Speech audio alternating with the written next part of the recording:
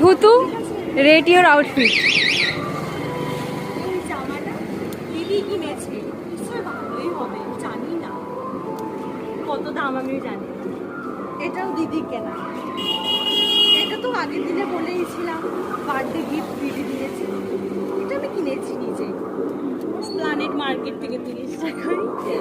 একটা ছাতা ধরার জন্য এনেছি, কিন্তু বৃষ্টি হয়নি, অন্বেষণ জুতোটা বাওয়ালির মায়ের। এটা স্লিভলেস করবো না তো, ওই জন্য এনেছিলাম পারুল থেকে ধার করা। কানে কানেরটা নিজেরই কিনেছিলাম, 30 টাকা মনে হয়, কি জানি। এত তো জিজ্ঞাসা করলে, এবার নিজেরটা বল।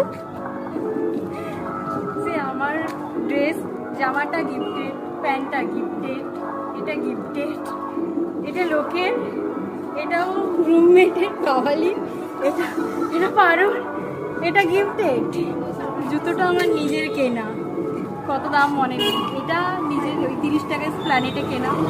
আর কিছু নেই, আছে কি ওটাও লোকের ভাড়া। ব্যাস, আজকে সব কিছুই আমার লোকের জিনিস, আর কি। বাওয়ালি প্লিজ রেট ইওর আউটফিট। এইটা হচ্ছে আগের দিন ম্যাক্স থেকে 900 টাকায়, ঠিক আছে, একটু দামি। প্যান্টটা হচ্ছে কত এরকমই সামথিং কিছু একটা।